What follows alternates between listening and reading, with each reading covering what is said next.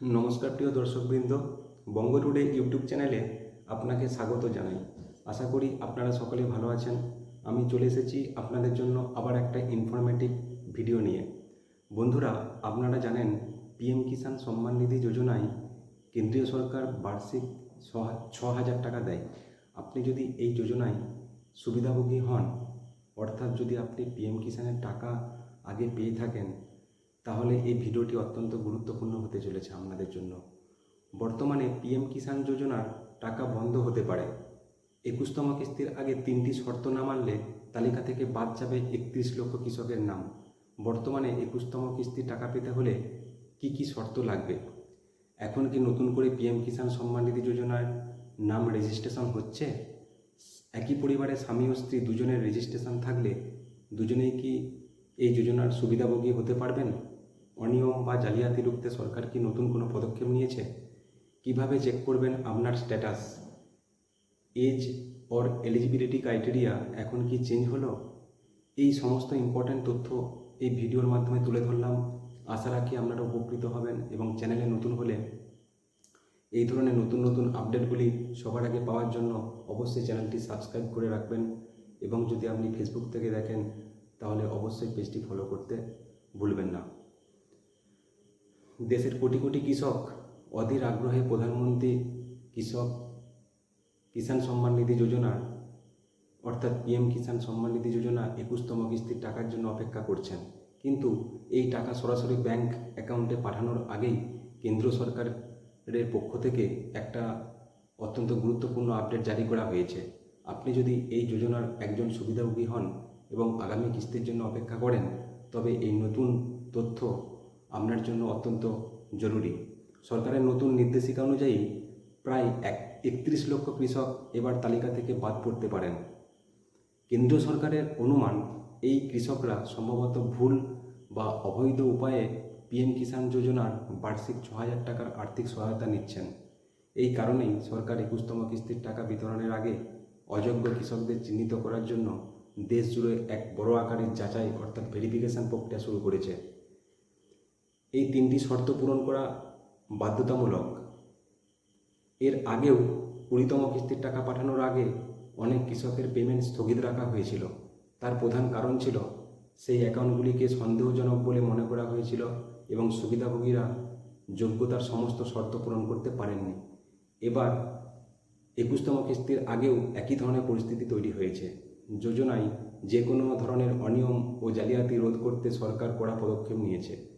জানা গিয়েছে যে সমস্ত কৃষক নিম্নলিখিত 3টি গুরুত্বপূর্ণ শর্ত পূরণ করতে পারবেন না। তাদের নাম সরাসরি তালিকা থেকে বাদ দেওয়া হবে। একটি পরিবারে শুধুমাত্র একজন সুবিধাভোগী। পিএম কিষাণ যোজনার নিয়ম অনুযায়ী একটি কৃষক পরিবারে স্বামী বা স্ত্রীর মধ্যে যে কোনো একজনই এই প্রকল্পে সুবিধা পেতে পারেন। যদি স্বামী ও স্ত্রী দুজনেই এই যোজনায় সুবিধা নিয়ে থাকেন, তাহলে তাদের মধ্যে একজনের নাম তালিকা থেকে বাদ দেওয়া হবে। সরকারি তথ্য অনুযায়ী প্রায় 31 লক্ষ এমন নাম পাওয়া গিয়েছে যেখানে স্বামী স্ত্রী উভয়ই এই প্রকল্পের টাকা পাচ্ছেন। অর্থাৎ স্বামী স্ত্রী দুজনের মধ্যে একজন এই সুবিধা নিতে পারবেন। 2 নম্বর কি না, বয়স কমপক্ষে 18 বছর হতে হবে। এই প্রকল্পের সুবিধা পাওয়ার জন্য কৃষকের বয়স 18 বছর বা তার বেশি হতে হবে। যদি কোনো নাবালকের নামে অ্যাকাউন্ট খুলে এই যোজনার টাকা নেওয়া হয়, তাহলে সেই সুবিধা বাতিল করা হবে। সারা দেশে প্রায় 1 লক্ষ এমন অ্যাকাউন্ট চিহ্নিত করা হয়েছে যেখানে নাবালকদের অ্যাকাউন্টে প্রকল্পের টাকা পাঠানো হয়েছে। জমির 3 নম্বর কি হলো, জমির মালিকানা। যোজনার নিয়ম অনুসারে 1 ফেব্রুয়ারি 2019-এর পরে যারা কৃষিকাজ করার জন্য জমি কিনেছেন এবং নিজেদের কৃষক হিসাবে নথিভুক্ত করেছেন, তারা এই প্রকল্পের সুবিধা পাবেন না। এই একটি শর্তের ভিত্তিতেই প্রায় 8 লক্ষের বেশি কৃষক তালিকা থেকে বাদ পড়তে পারেন বলে আশঙ্কা করা হয়েছে।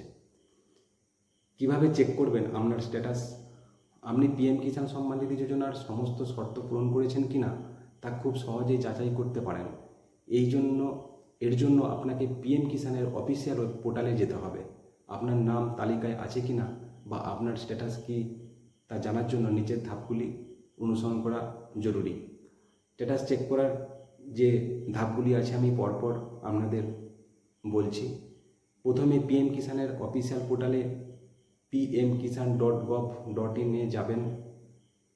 হোম পেজে থাকা নো ইওর স্ট্যাটাস অপশানে ক্লিক করুন। এরপর আপনার পিএম কিষাণ রেজিস্ট্রেশন নম্বর এবং স্ক্রিনে দেখানো ক্যাপচা কোডটি সঠিকভাবে পূরণ করুন। এবার নেক্সট গেট ওটিপি অপশানে ক্লিক করবেন। আপনার রেজিস্টার্ড মোবাইল নম্বরে একটি ওটিপি আসবে, সেটি নির্দিষ্ট স্থানে লিখবেন। এরপরই আপনার অ্যাকাউন্টের সমস্ত তথ্য স্ক্রিনে দেখতে পাবেন।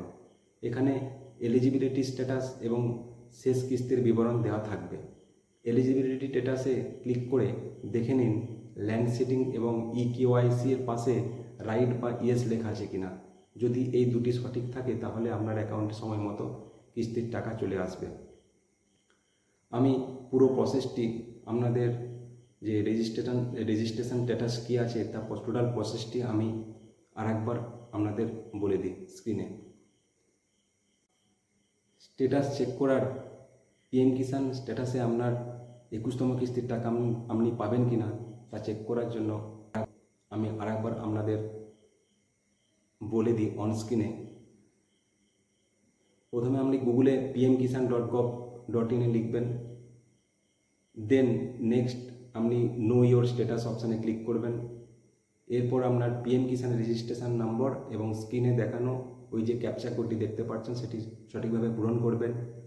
দেন গেট ওটিপি অপশানে ক্লিক করবেন। আপনার রেজিস্টার্ড মোবাইল নম্বরে অর্থাৎ পিএম কিষাণে যেটি আপনার মোবাইল রেজিস্ট্রেশন আছে সেখানে ওটিপি যাবে এবং সেই ওটিপি দেওয়ার পরেই আপনি স্ক্রিনে এলিজিবিলিটি স্ট্যাটাস আপনি এলিজিবল কিনা সেই স্ট্যাটাসটি আপনি দেখতে পাবেন। এবং এলিজিবিলিটি স্ট্যাটাসে ক্লিক করে দেখে নিন ল্যান্ড সিটিং এবং ইকেওয়াইসির পাশে রাইট বা ইয়েস লেখা আছে কিনা। এই দুটি সঠিক থাকলে আপনার অ্যাকাউন্টে সময় মতো কিস্তির টাকা চলে আসবে। বন্ধুরা, ভিডিওটি যদি ভালো লাগে তবে অবশ্যই লাইক অ্যান্ড শেয়ার করে দেবেন এবং যদি ভিডিওটি গুরুত্বপূর্ণ মনে হয় বা যদি ভিডিওটি ইনফরমেটিভ বলে মনে হয় তাহলে অবশ্যই চ্যানেলটি সাবস্ক্রাইব করে দেবেন এবং ততক্ষণের জন্য ভালো থাকবেন। দেখা হচ্ছে নেক্সট ভিডিওতে। পুরো ভিডিওটি দেখার জন্য অনেক অনেক ধন্যবাদ।